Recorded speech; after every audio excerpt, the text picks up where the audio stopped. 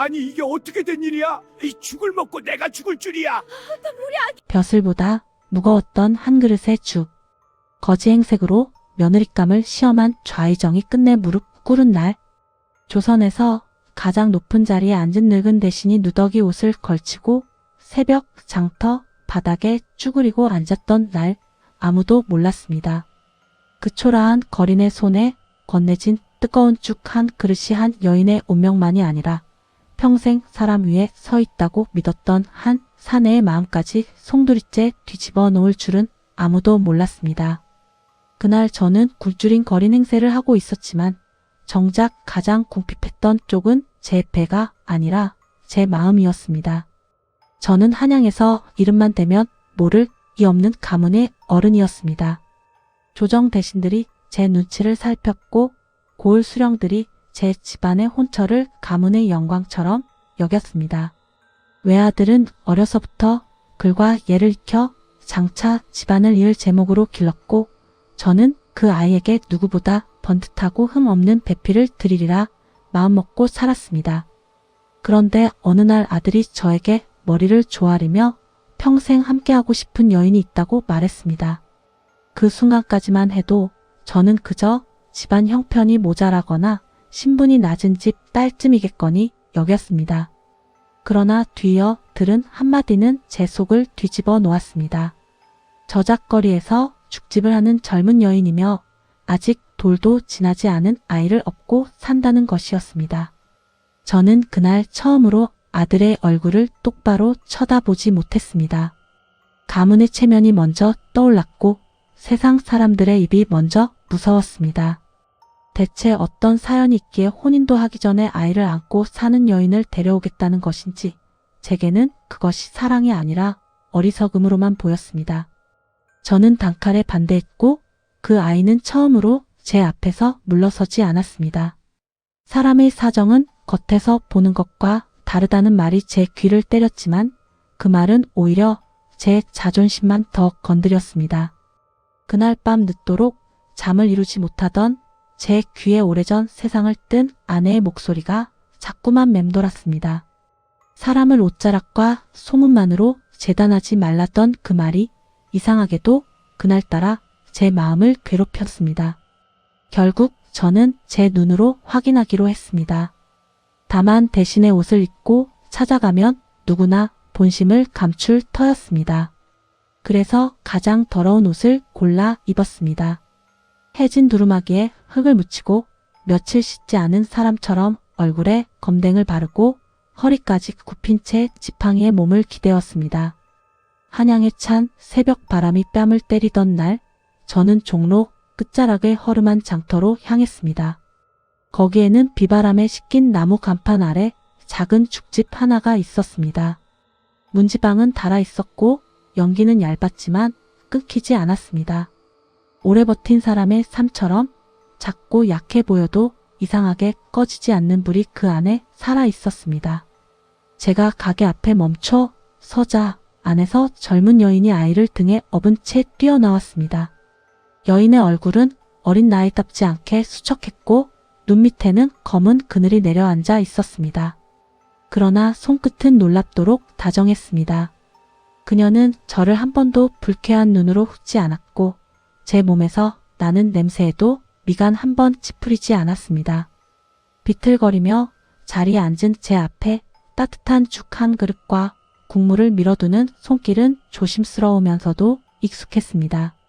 수많은 가난과 허기를 오래 상대해 본 사람만이 지닐 수 있는 손길이었습니다. 저는 첫 숟가락을 뜨기도 전에 이미 속으로 단정하고 있었습니다. 저 친절은 계산일 것이라고, 저 미소는 누군가의 마음을 얻기 위한 연기일 것이라고. 그러나 저는 하루만 보고 돌아서지 않았습니다. 다음 날도 그 다음 날도 같은 물골로 장터를 찾았습니다. 그녀는 매번 저를 알아보았고 마치 오래전부터 알고 지내던 사람처럼 자리를 내주었습니다. 저는 그녀의 얼굴보다 손을 먼저 보았습니다. 손등에는 뜨거운 솥에 댄 자국이 있었고 손가락 끝에는 칼과 장작에 굳은 살이 박여 있었습니다. 아직 24이라는 나이에 그 손은 너무 일찍 늙어 있었습니다. 하지만 제 마음은 쉽게 누그러지지 않았습니다. 사람을 속이기로 마음먹은 이라면 저 정도 수고쯤은 얼마든지 견딜 수 있다고 저는 끝까지 제 편견을 놓지 않으려 했습니다. 며칠 동안 그 죽집을 지켜보며 이상한 장면들을 자주 보았습니다. 장터 인부 하나가 주머니를 뒤적이며 동전 몇 잎을 세다가 끝내 발길을 돌리려 하자 그녀는 아무렇지 않게 국 한 사발을 더 내주었습니다. 허리가 굽은 노파가 추위에 떨며 지나가면 자리를 비워 불 앞에 앉혔고 눈이 잘 보이지 않는 늙은 사내가 젓가락을 더듬으면 그릇의 위치를 조용히 바꿔 주었습니다. 그 친절은 저 하나에게만 향한 것이 아니었습니다. 누구를 가려 베푸는 누치가 아니라 고생하는 사람을 보면 먼저 몸이 움직이는 습관에 가까웠습니다. 그 모습을 볼 때마다 제 마음 한구석이 불편해졌습니다. 제 판단이 틀릴 수도 있다는 생각은 늙은 자존심에 가장 견디기 어려운 찔림이었기 때문입니다. 그래도 저는 물러서지 않았습니다. 집으로 돌아오면 심부름꾼을 불러 그녀의 뒤를 캐게 했습니다. 그 결과는 제 편견을 다시 단단하게 붙들어 주었습니다.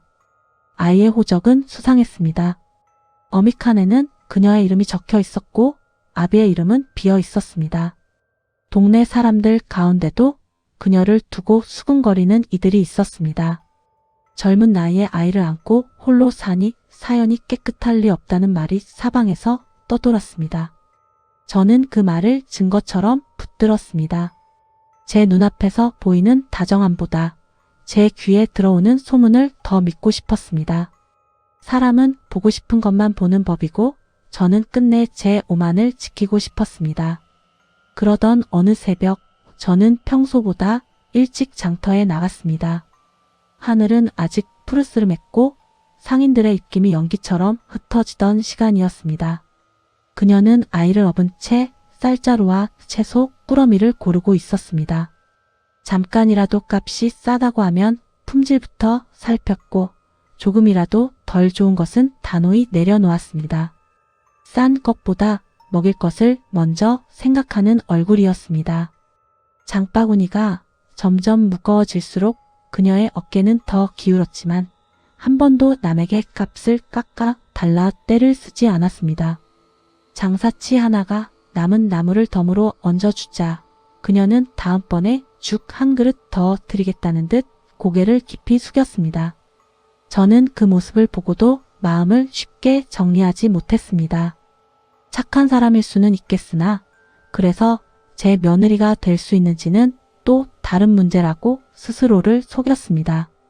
그날 낮에는 아이가 심하게 칭얼거렸습니다. 젖은 기침이 자꾸 새어나왔고 그녀는 불 앞에 서서 죽을 젓다가도 몇 걸음마다 아이의 이마를 짚었습니다. 잠을 오래 못 잔 사람만이 지닌 흐릿한 눈동자가 그날따라 유난히 지쳐 보였습니다. 한참 뒤 손님이 뜸해졌을 때 그녀는 구석으로 물러나 아이에게 약을 먹였습니다. 아이가 울음을 그치지 않자 자기 입술을 깨물면서도 끝내 짜증 한 번 내지 않았습니다. 저는 그 장면을 보고 이상하게 숨이 막혔습니다. 제 집안의 비단 이불 속에서 귀하게 자라온 자식들은 한 번도 그런 얼굴로 누군가를 지켜본 적이 없었습니다. 누군가의 울음을 견디는 데서 사람의 깊이가 드러난다는 사실을 저는 늦게 배우고 있었습니다. 하지만 사람의 편견은 한번 움켜쥐면 좀처럼 손에서 놓이지 않습니다. 며칠 뒤 심부름꾼이 다급히 돌아와 여인이 어떤 사내와 함께 골목 안쪽 여각으로 들어가는 모습을 보았다고 전했습니다. 저는 다시 냉정해졌습니다. 가슴 한편에서 가까스로 피어오르던 믿음이 순식간에 꺼졌습니다. 결국 내 집작이 맞았다고 그동안의 다정함과 고생도 다 꾸며낸 것일 수 있다고 저는 다시 그녀를 죄인처럼 마음속에 세웠습니다. 사람은 미워하려 들면 작은 흔적 하나만으로도 충분한 법입니다. 저는 그날 밤 스스로에게 허락했습니다. 마지막으로 단 한 번 더 시험해보고 거기서도 마음이 흔들리지 않으면 아들의 마음을 꺾어 버리겠다고. 다음날 저는 집안에 늙은 집사를 보냈습니다. 죽집을 접고 한양 외곽의 기와집 한 채와 넉넉한 논밭을 넘겨주겠노라 했습니다. 조건은 단 하나였습니다. 제 아들 곁에서 완전히 물러나는 것. 그녀가 진정 돈과 살 길을 쫓는 사람이라면 절대 놓칠 수 없는 제안이었습니다. 저는 온종일 마음을 죽인 채 기다렸습니다. 그러나 돌아온 집사의 얼굴은 제가 예상한 승리의 빛이 아니었습니다. 여인은 한참 동안 종이를 내려다보더니 끝내 그 제안을 받지 않았다고 했습니다. 자기 앞가림도 벅찬 처지에서 기와집과 논밭을 마다한 것입니다. 더 놀라운 것은 탐이 나서 망설인 흔적보다 무언가를 지켜야 해서 고통스럽게 돌아선 흔적이 더 짙었다는 말이었습니다. 저는 그제야 제 손으로 판 함정에 제가 빠져들고 있다는 걸 알았습니다. 그 후로도 며칠 동안 저는 그 죽집에서 일어나는 작은 일들을 놓치지 않으려 애썼습니다. 어느 날 그녀는 장터 귀퉁이에 붙은 백일잔치 음식 품삯 전단 앞에서 한참을 서 있었습니다. 손가락으로 값을 세다가 끝내 한숨을 삼키는 모습이 보였습니다. 다른 날에는 장사가 끝난 뒤 작은 보자기를 풀어 낡은 베네쩌고리와 머리끈을 가만히 만졌습니다.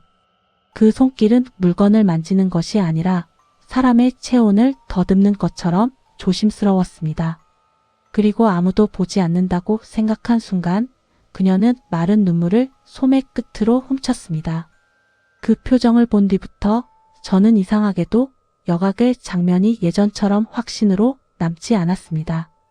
사내와 함께 들어갔다는 사실 하나만으로 그 눈물을 모두 설명할 수 없었기 때문입니다. 결정적인 날은 비가 오던 저녁이었습니다. 장터가 일찍 문을 닫고 사람들의 발길도 끊긴 시간에 심부름꾼 하나가 젖은 옷차림으로 달려왔습니다. 그는 마침내 온전한 사정을 알아냈다고 했습니다. 그 아이는 여인의 자식이 아니었습니다. 5달 전 큰 장마의 다리가 무너져 그녀의 언니와 형부가 한나란시에 목숨을 잃었고 갓 100일을 넘긴 아기만 홀로 남았다고 했습니다. 연고라곤 동생 하나뿐이었던 그 집안에서 아이를 거둘 사람은 그녀뿐이었습니다. 관아에서는 급히 호적을 손보는 과정에서 아이를 그녀의 집 식구로 올렸고 세상은 그 몇 줄짜리 기록만 보고 모든 것을 제멋대로 단정했습니다. 제가 분노의 증거로 붙잡았던 호적 한 장은 실은 한 여인이 어린 조카를 살리기 위해 감당한 희생의 흔적이었습니다. 그리고 제가 가장 더럽게 의심했던 그 여각의 일도 진실이 밝혀졌습니다.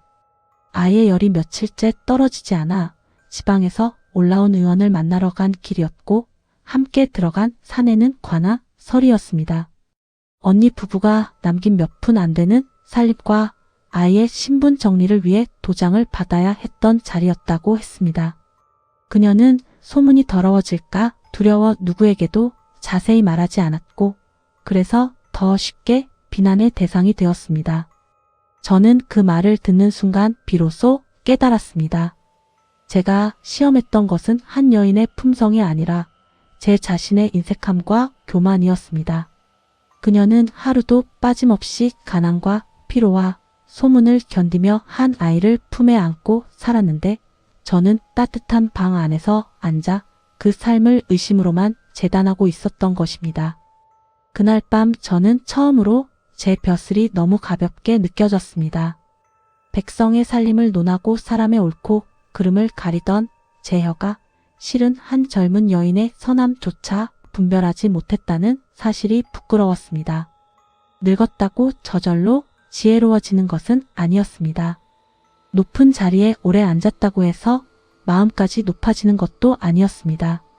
오히려 사람 위에 오래 서 있던 탓에 저는 사람의 눈물을 올려다보는 법을 잊고 살았던 것입니다. 제게 필요한 것은 더 많은 권세가 아니라 장터의 찬바람 속에서 한 그릇의 죽을 건네던 그 손길을 이해할 수 있는 마음이었습니다. 다음 날 저는 더 이상 거린 행세를 하지 않았습니다. 깨끗한 옷으로 갈아입고 정식으로 장터를 찾았습니다. 사람들이 길을 비켰고 저작거리는 순식간에 술렁이었습니다. 그녀는 갑자기 들이닥친 낯선 권세 앞에서 아이를 품에 안은 채 굳어졌습니다. 저는 그때 처음으로 그 여인을 똑바로 바라보았습니다. 소문보다 먼저 사람을 보고 체면보다 먼저 삶을 보려 애쓰며 바라보았습니다. 그리고 오래도록 묵혀두었던 오만을 그 자리에서 내려놓았습니다. 장터 한복판에서 늙은 대신 하나가 젊은 여인에게 머리를 숙인다는 것이 쉬운 일은 아니었지만 그보다 더 어려운 일은 끝까지 잘못을 인정하지 않는 것이었습니다. 저는 제 아들의 혼처를 허락하기 전에 먼저 한 사람으로서 용서를 빌어야 했습니다. 그 뒤로 저는 장터의 죽집이 더는 흔들리지 않도록 손을 보았습니다. 밀린 쇠를 정리해 줍고 악으로 헛소문을 퍼뜨리던 자들을 물러나게 했으며 아이가 아플 때는 좋은 의원이 곧장 달려가도록 했습니다. 그러나 그것이 제가 베푼 은혜라고는 생각하지 않았습니다. 그것은 늦게나마 사람이 사람답게 해야 할 최소한의 도리였습니다. 무엇보다 저는 아들에게 말했습니다. 가문을 지키는 것은 높은 담장도 번듯한 족보도 아니라고. 가장 추운 날에도 남의 허기를 지나치지 못하는 마음, 제 아이가 아닌데도 제 목숨처럼 끌어안는 책임감, 온갖 손가락질 속에서도 하루하루를 무너지지 않고 살아내는 힘, 그런 것이야말로 집안을 빛내는 진짜 근본이라고 말입니다. 세상은 늘 겉으로 먼저 판단합니다. 아이를 업은 젊은 여인을 보면 함부로 사연을 만들고 초라한 옷을 입은 늙은이를 보면 가치 없는 사람으로 밀어냅니다. 하지만 제가 장터 바닥에서 배운 것은 아주 단순한 진실 하나였습니다. 사람의 품격은 비단 옷에서 나오지 않고 사람의 귀함은 족보에 먼저 적히지 않습니다. 누군가가 가장 약하고 초라해 보이는 순간에도 그를 함부로 대하지 않는 마음, 제 것을 나누고도 생색내지 않는 습관, 남몰래 울고도 다음날 다시 불을 지피는 성실함이 그 사람의 진짜 얼굴입니다. 지금도 가끔 그 새벽의 찬 공기가 떠오릅니다. 누더기 소매 속으로 파고들던 바람, 장터 바닥의 축축한 냉기, 그 한가운데서 제 앞에 놓이던 뜨거운 죽 한 그릇의 김.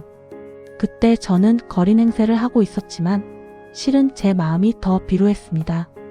그리고 그 젊은 여인은 세상 누구보다 가진 것이 적어 보였지만 실은 저보다 훨씬 부유한 사람이었습니다.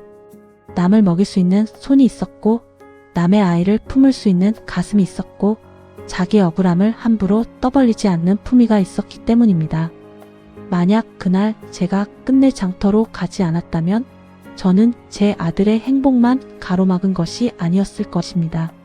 한 사람의 선함을 끝내 알아보지 못한 채 늙어 갔을 것이고 제 벼슬과 가문을 자랑하면서도 정작 가장 소중한 것을 모른 채 눈을 감았을 것입니다. 그래서 저는 이제 누가 제게 조선에서 가장 귀한 것이 무엇이냐고 묻는다면 주저하지 않고 말할 것입니다. 그것은 금은 보화도 아니고 높은 관직도 아니며 권세가 오래 가는 집안도 아닙니다. 추운 세상에서 남의 허기를 먼저 살피는 마음, 그 마음 하나가 가장 귀하고도 오래 갑니다. 그 장터의 작은 죽집은 제게 평생 잊지 못할 스승이 되었습니다. 그리고 아이를 업은 채 불 앞에 서 있던 그 여인은 제 아들의 배필이 되기 전에 먼저 제 오만을 깨뜨린 사람이 되었습니다. 저는 그제야 알았습니다. 사람을 살리는 것은 권세가 아니라 온기라는 것을, 집안을 이어가는 것은 피의 자랑이 아니라 마음의 품이라는 것을. 그래서 그날 이후 제게 가문이란 높은 문패 아래 모여 사는 사람들이 아니라 서로의 상처를 품어주는 사람들의 모임이 되었습니다. 그리고 그 깨달음은 제 남은 생에 어떤 훈장보다도 깊고 무거운 빛으로 남았습니다.